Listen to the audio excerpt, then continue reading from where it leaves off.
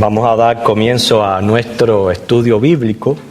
Antes me gustaría también que sea de conocimiento para la iglesia que hoy día martes tenemos una pequeña célula reuniéndose allá en Lehigh.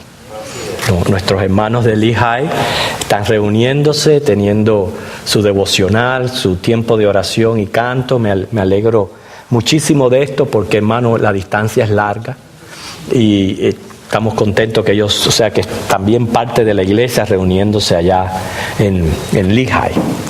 Bien, vamos a abrir nuestro texto, que es Efesios capítulo 1. Hoy queremos tratar el último de los puntos acerca de la doctrina de la elección, pero antes siempre queremos hablar algo del texto en sí que estamos estudiando, Efesios capítulo 1, donde Dios nos escoge en Cristo. Y hago una pequeña recapitulación de algo que para mí, en mi entender, es de suma importancia para poder descifrar todo esto y tener claridad en cuanto a esta doctrina. Estábamos viendo, recuerden, las 3D: designio, decreto, deseo, que no podemos confundirlos. Cuando hablamos de designio, se refiere a propósito, y aquí está envuelto el intelecto. Sabemos que Dios es omnisciente, por eso Él conoce, y en base a este designio, a su conocimiento, Él tiene un plan que ha de llevar a cabo. Ese propósito lo entendemos a manera de universal en la iglesia, para con el pueblo de Israel, como Dios inclusive quitó y puso imperios, todo relacionado a su pueblo de Israel. Pero qué precioso el Salmo 138 lo lleva a personalizarlo en nosotros saber que Dios va a cumplir su propósito en mí. Él lo ha de cumplir en el universo, en su pueblo, en su iglesia, pero lo va a cumplir también en mi persona.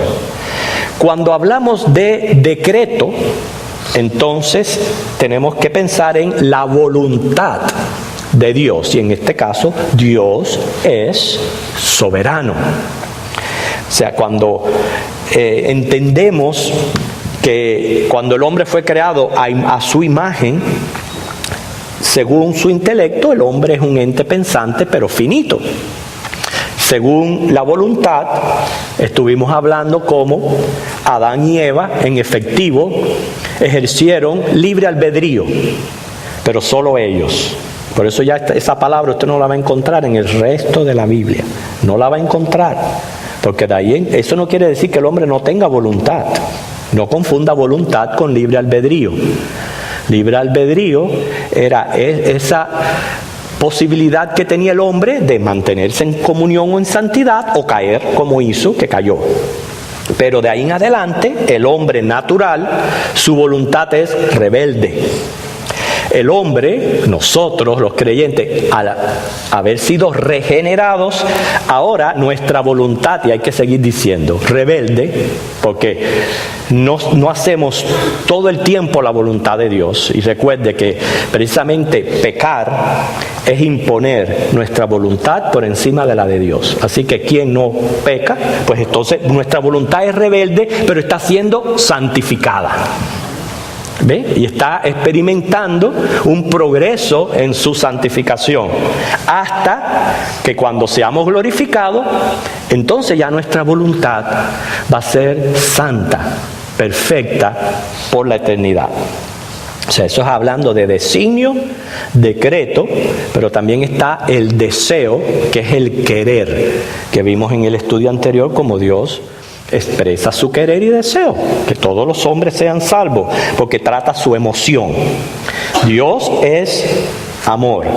Al verlo en nuestra imagen, nuestras emociones están distorsionadas. Sobre todo, prácticamente nuestra característica principal es el egoísmo, la vanidad. Mira cómo no nos gusta reconocer que hemos errado o que hemos hecho algo malo. Nos cuesta trabajo reconocerlo, pero así somos nosotros los hombres. Entonces, según designio, y recuerden, esto es propósito, Dios creó los hombres por Cristo, para Cristo. Y en esto podemos ver una potencialidad. Colosenses 1, 15 al 16. Colosenses 1, 15 al 16. Yo siempre lo tengo paralelo a Romanos 11, 36, pero en esta ocasión solo vamos a leer Colosenses 1, 15 al 16, que dice, refiriéndose a Cristo: Él es la imagen del Dios invisible, el primogénito de toda creación, porque en Él fueron creadas todas las cosas, las que hay en los cielos, las que hay en la tierra, visibles e invisibles, sean tronos, sean dominios, sean principados, sean potestades. Todo fue creado. ¿Ahí está incluyendo también a los inconversos? Claro que sí. Todo fue creado por medio de Él, de Jesucristo, y para Él, o sea, para Jesucristo. Aquí hay que prestar atención a estas preposiciones que hay aquí. Por es una preposición determinante. ¿Y qué es lo que está denotando? Causa. Indica medio o modo. Cuando dice fuimos creados por Cristo, ahí se está refiriendo a nuestra fe creacionista. Nosotros creemos que Dios es el creador. Pero para es otra preposición, pero denota utilidad, fin o destino. Pero recuerden, siempre el designio tenemos que ver cómo se manifiesta en lo que es el decreto. Y el decreto es el que encontramos aquí en Efesios capítulo 1, cuando dice en Cristo. Acuérdense, decreto anuncia la voluntad de Dios. Todo es en Cristo. Veamos. O sea, en es una preposición que indica modo en que se determina dicha acción. Modo en que se determina dicha acción. El designio del reino de los cielos en Cristo. ¿Okay? Fíjense cómo aparece aquí Efesios 1:4. Según nos escogió en Él. O sea, en Cristo. O sea que vemos aquí el modo en que determina la acción, el modo en que Dios determinó, y luego va a aparecer la palabra beneplácito, que es una aprobación en Él mismo, es que en Cristo se iba a formar su reino. Dice, antes de la fundación del mundo, para que fuésemos santos y sin manchas delante de Él. Versículo 7 dice, en quien tenemos redención por su sangre, perdón de pecados según las riquezas de su gracia. Volvemos a encontrar ahí en Cristo. Efesios 1:9 es donde menciona, fíjese, dándonos a conocer el misterio de su voluntad. Voluntad es su decreto. Según su beneplácito, ese es el designio, porque beneplácito es una palabra que es según lo que Dios aprueba, según lo que Él aprobó desde antes de la fundación del mundo, así es su voluntad. Dice, el cual se había propuesto, propósito, designio, en sí mismo, de reunir todas las cosas, ¿en quién? En Cristo. En la dispensación del cumplimiento de los tiempos, así las que están en los cielos como las que están en la tierra. Sigue diciendo el versículo 11, en Él tuvimos herencia, siendo predestinado conforme al, cuando aparece propósito, ya usted enseguida piense en, ¿qué? Designio. De acuerdo al designio del que hace todas las cosas según el designio de su, y ahora voluntad, ¿en qué va a pensar? Su decreto. Esto es bien importante porque el decreto de Dios es, Juan 3, 16, 17, el que en Él cree tiene vida eterna. El que no cree ya ha sido condenado. Por eso es bien importante que usted entienda todas estas, la diferencia entre lo que es un designio, un decreto y un deseo. Dice versículo 12, a fin de que seamos para alabanza de su gloria, nosotros los que primeramente esperábamos en Cristo. Ahí empieza a envolverse la fe, que en el versículo 13 lo aclara, que en Él, Cristo, también vosotros, habiendo oído la palabra de verdad, el evangelio de vuestra salvación, y habiendo creído en Él, la fe, fuiste sellado por el Espíritu Santo de la promesa. La vez pasada, esto se lo digo en forma de un poquito de para hacerles reír. La vez pasada dije que, bueno, que al entender todo esto, que ni era calvinista ni era arminiano. Entonces, si me fuera a definir, me definiera como feísta, pero es que suena muy feo.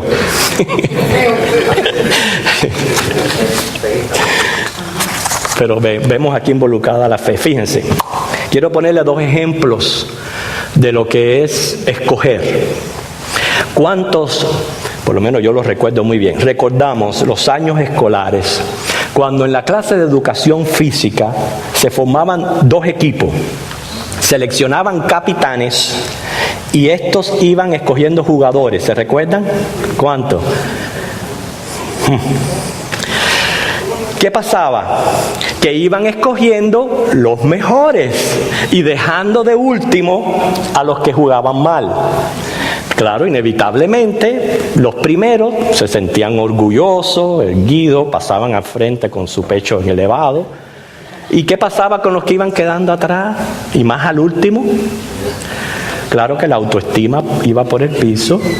Claro que avergonzado, ¿cómo iban a después a jugar bien si ya iban predispuestos que eran malos jugadores? Pero iban escogiendo, que es la idea de escoger. Pero ahora les presento otra idea que yo estoy seguro que mi hermanito Edward lo ve mucho ahí en Publix. Cuando usted va a escoger lo que usted va a comprar, las frutas, vegetales, ¿alguna vez usted ha llegado y ha dicho, esta fruta no se ve bien, está mala, la voy a llevar yo para dejarle las buenas a otro? ¿No? ¿O somos muy selectivos y escogemos lo mejor y vamos escogiendo lo mejor? Bueno, estamos viviendo en una economía que ahora yo donde me tiro es a lo más barato. Los paquetes más baratos son los que me llevo primero. Ok, pero esa es la idea de escoger. ¿Usted cree que esa sea la manera como Dios escoja? ¿Qué usted quiere? ¿Qué piensa usted? Esa es la manera en que Dios escoge. El Señor escogió lo peor. Okay, pero no es la manera en que Dios escoge. ¿Okay? ¿Tiene Dios en cuenta algún mérito? No. Entonces escoge por gracia. En Cristo. ¿Ve? En Cristo. Según su decreto. Que el que cree en Él es salvo. El que no cree en Él es condenado. ¿Okay? Y nos ha escogido en Cristo para que seamos, ahí lo dice el versículo 4, conformes a Él, santos y sin mancha delante de Él. Bien, vamos al quinto punto de lo que es esta doctrina de la elección y ver el punto de vista del arminianismo con relación a la perseverancia de los santos. Como todo, lo que no empieza bien no puede terminar bien. Como ellos empezaron con que ahora es el hombre el que tiene que hacer y deshacer, pues claro que terminan mal. Porque eso es una de las cosas que en el primer punto pusimos muy claro. Que Dios es quien busca al hombre, no el hombre a Dios. Entonces, ellos dicen, últimamente, fíjense, descansa en los creyentes el mantenerse ellos mismos en un estado de gracia a través del mantenimiento de su fe. Aquellos que fallan en esto se extravían y se pierden. Yo no sé si usted ya está, después de haber escuchado todos los 5 puntos, ya usted está ya repelando todo lo que se está expresando aquí. El calvinismo responde con la P del tulipio, la perseverancia de los santos. O sea, en respuesta a esa posibilidad de perder la salvación que presentan los arminianos, dicen, salvos siempre salvos. Claro, que en este punto doctrinal, la balanza se va totalmente hacia el calvinismo. Totalmente. ¿Okay? ¿Por qué? Por el peso bíblico que tienen las promesas de Dios. Por el peso bíblico. Veamos. Primero, quisiera leer estos versículos aquí, pero para redimir el tiempo y poder llegar al final del estudio, voy a mencionar las citas. Si quiere, anótela y corrobore todo lo que vamos a estar diciendo después leyendo en su casa.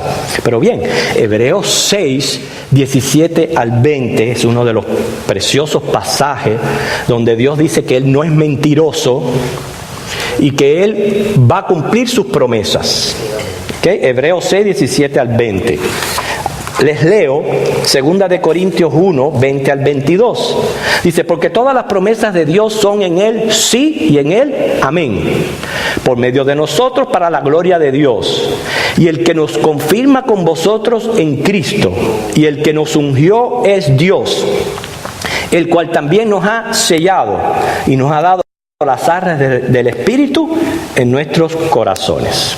En efectivo, uno de los distintivos de nosotros, los bautistas, es la seguridad 100% y total de nuestra salvación.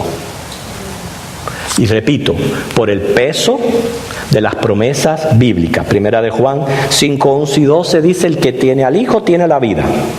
Hebreos 10, 14, con una sola ofrenda hizo perfectos para siempre a los santificados.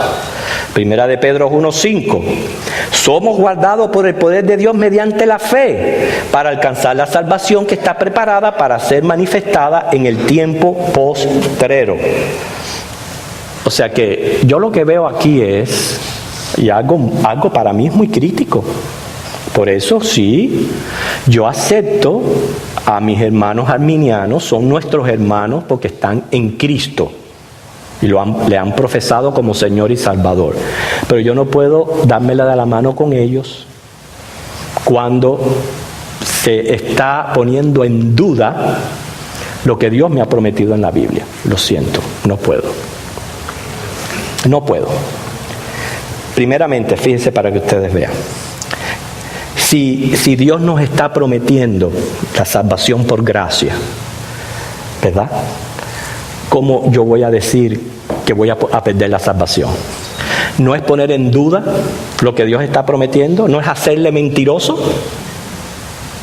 Fíjense, es desvirtuar la efectividad de la expiación cuando Jesús dijo, consumado es. Ese sacrificio fue consumado.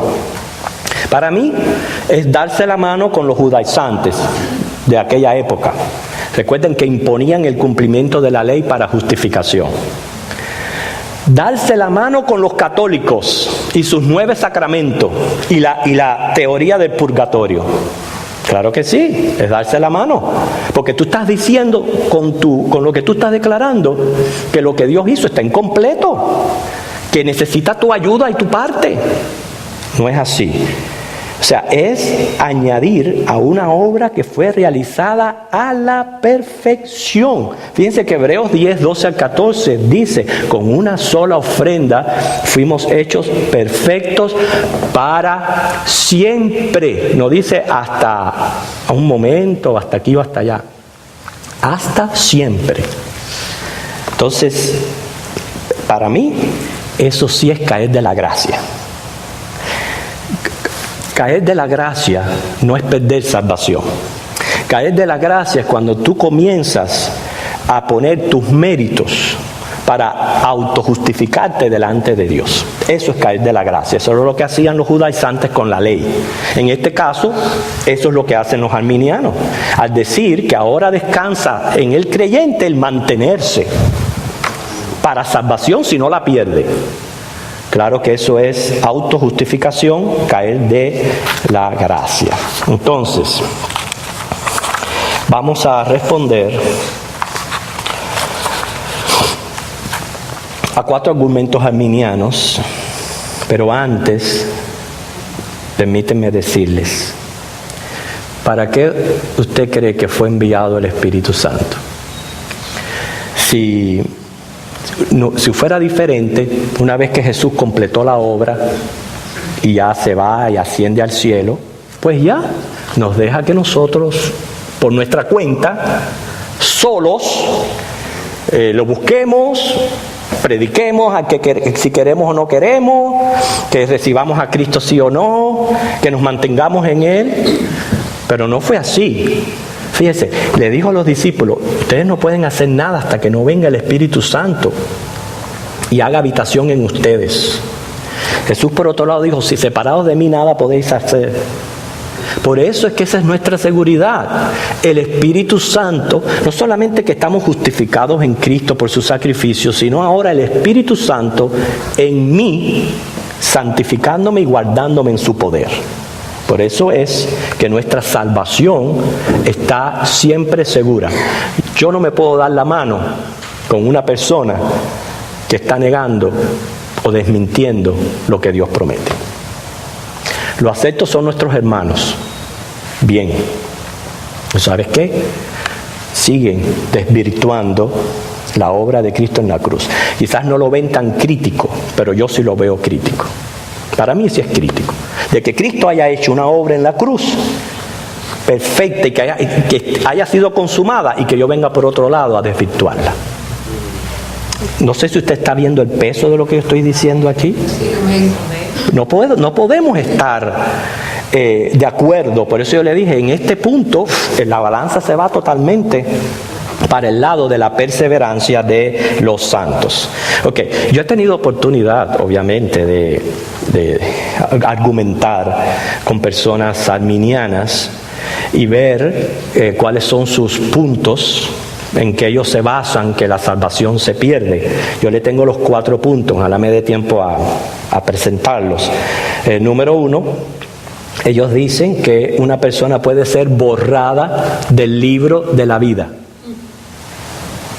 Esa es una de las cosas, ¿ok? Ellos, claro, el libro de la vida sabemos es el registro celestial, escrito por Dios antes de la fundación del mundo, Apocalipsis 13:8, 17:8. Noten, el libro de la vida, quiere decir, el contenido del libro es vida, no es muerte. Es de vivos, no es de muertos. Ahí no pueden haber muertos. Todos los que están ahí son vivos. Y si se fue escrito antes de la fundación del mundo, entonces son vivos, no muertos.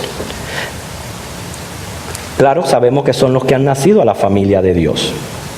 Pero esto es siempre resultado cuando hay una mala o pobre interpretación de los textos bíblicos y no se tiene en cuenta los contextos y muy en especial los culturales. En este caso, fíjense, el Antiguo Testamento hace referencia a un registro que Dios guarda, pero escuchen, de aquellos que forman parte de su pueblo Israel. Israel, no me estoy refiriendo al pueblo de Dios en general ni a la iglesia. Israel como nación. Había un registro que guardaba los nombres de los que pertenecían al pueblo de Israel y es mencionado muchas veces en el Antiguo Testamento.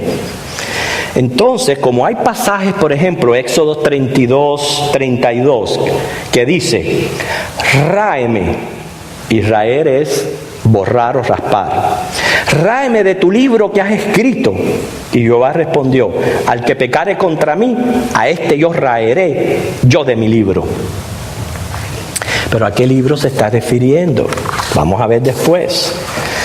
Ejemplo, Salmo 69, 28, son palabras de David. David, obviamente, un rey perseguido, estaba frustrado, preocupado por tantos enemigos, y en muchos de sus salmos, él pide castigo para sus enemigos, y en esta ocasión él pide un castigo bastante severo, porque Salmo 69, 28 dice, sean raídos del libro de los vivientes, y no sean escritos entre los justos.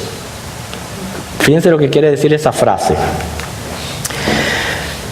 que mis enemigos mueran y le den acta de difusión. Y que además de eso, no estén escrito en ese libro de la vida que tú tienes de los justos. Eso es lo que está pidiendo David. Que la idea está en que se presentaba, había un registro civil de las personas, como lo tiene todo estado, toda nación, donde usted está inscrito, y cuando la persona muere, en este caso, en nuestra cultura, se da un acta de difusión. Usted tiene que llamar, cancelar el seguro social, etc.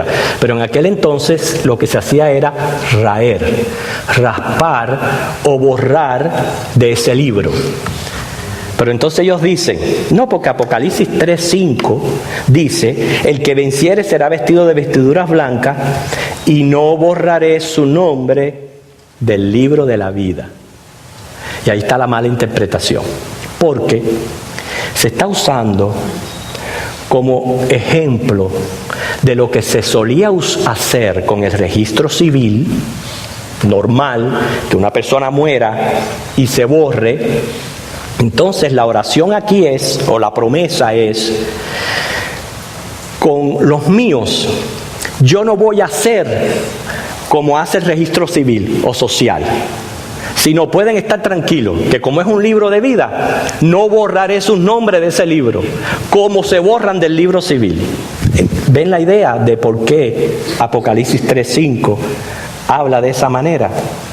Y no es el único ejemplo que pone de lo que era la vida en aquel entonces, porque Apocalipsis 2:17 menciona una piedrecita blanca que servía como una invitación a un banquete. Es decir, que se están usando ejemplos de aquel entonces para las promesas que se están dando en el libro de Apocalipsis. O sea que el que venciere será vestido de vestiduras blancas, no borraré su nombre del libro de la vida. Repito, para que ustedes entiendan, es así como de un registro civil, el que muere del libro de la vida, yo no los voy a borrar.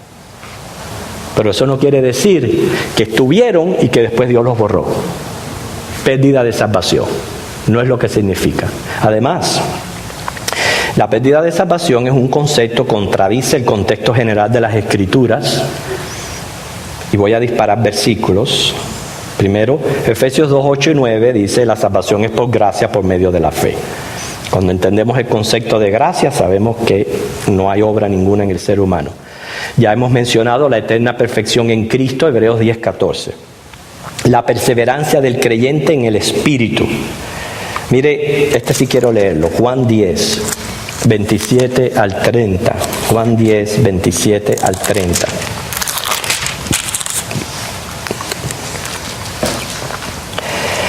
Mis ovejas oyen mi voz, yo las conozco y me siguen, yo les doy vida eterna y no perecerán jamás, ni nadie las arrebatará de mi mano. Mi Padre que me las dio es mayor que todo y nadie las puede arrebatar de la mano de mi Padre. ¿Cuántas veces lo repite? Jamás. Nadie las va a arrebatar de la mano de mi Padre. Es una seguridad completa.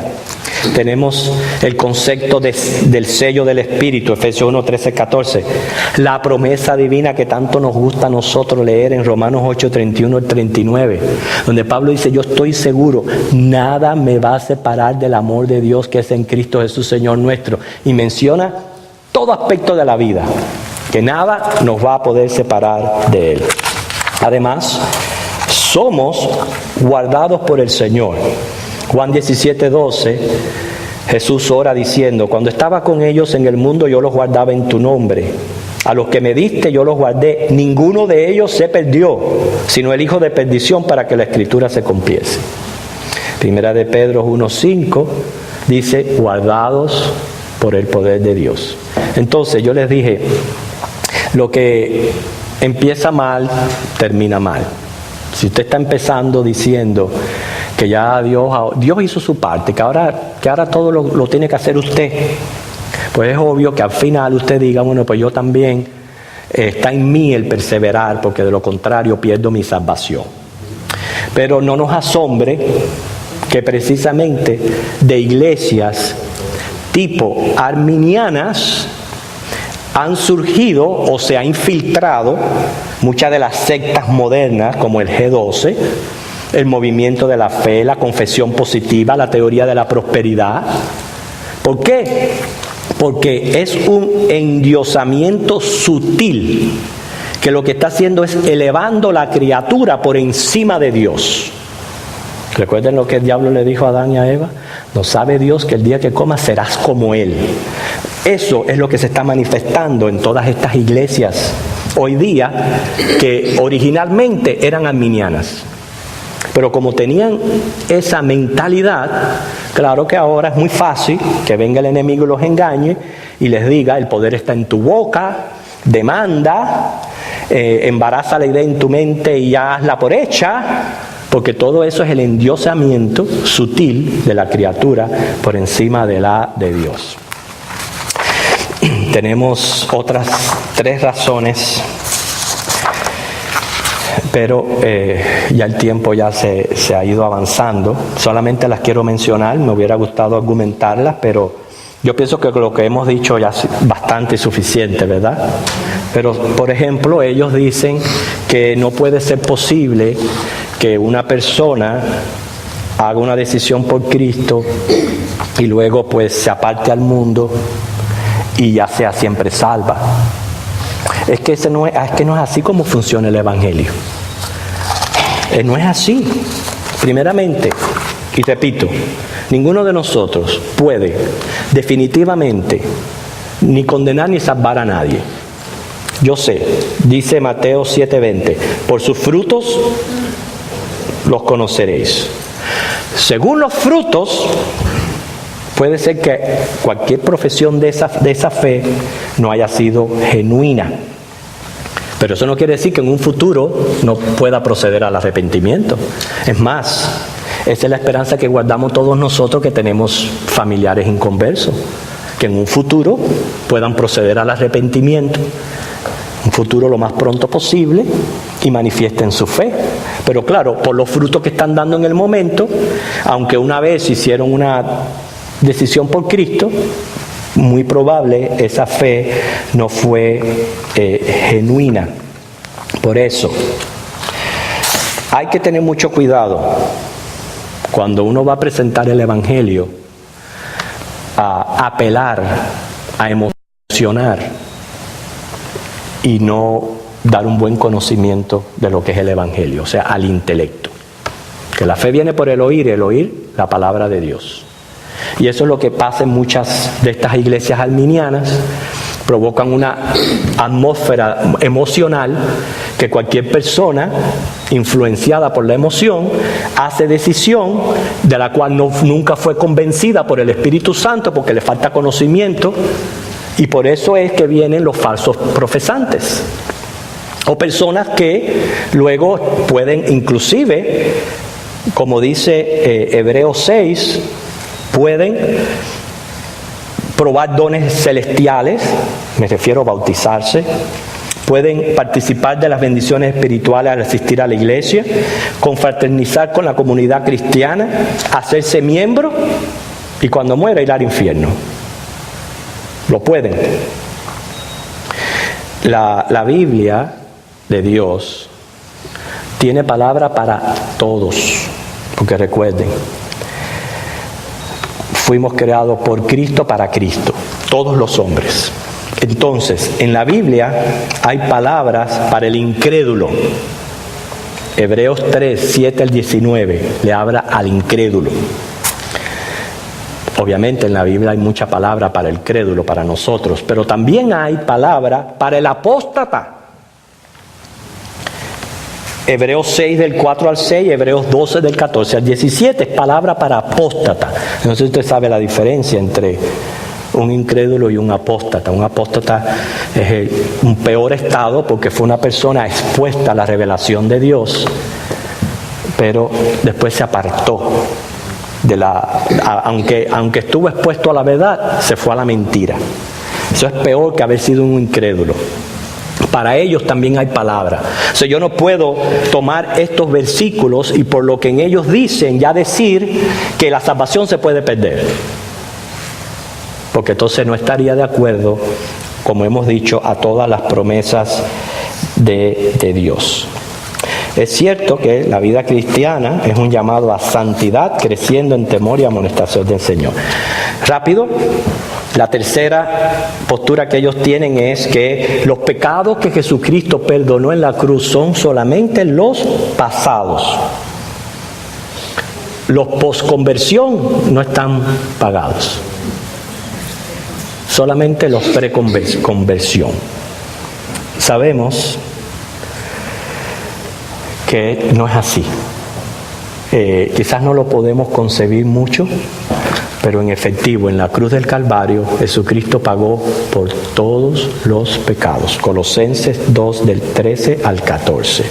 Pecados pasados, presentes y aún los futuros.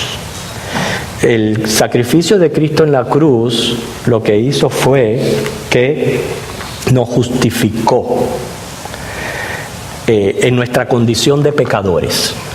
Claro, seguimos siendo pecadores. Por ende necesitamos seguir confesando nuestros pecados y pedir que la sangre de Cristo nos limpie de pecado. Pero no porque podemos perder la salvación, sino porque yo quiero tener comunión con Dios. Yo quiero vivir la llenura del Espíritu Santo. Yo no quiero contristarle. Yo no quiero las consecuencias del pecado. ¿Ve que son otros propósitos ahora en la confesión de nuestros pecados? Y no es cuestión de salvación, porque ya hemos sido justificados una vez que pusimos nuestra fe en Cristo. Y por último, ¿qué de los pasajes que animan a la perseverancia? Sí, hay pasajes que animan a la perseverancia, pero se trata, escuche, no de que podamos perder la salvación, sino de permanecer firmes y fieles ante las circunstancias adversas, como por ejemplo la persecución. Por eso hay pasajes que animan a perseverar. En otras palabras, cuando la cosa esté dura o esté siendo perseguido, persevera en Cristo, pero nada tiene que ver con pérdida o ganar salvación, ni mantenerla. Así que, hermanos, con esto damos terminado lo que es esta sección de la doctrina de la elección. La próxima vez que retomemos el estudio ya veremos otros aspectos que hay en el libro de Efesios. Que el Señor les bendiga.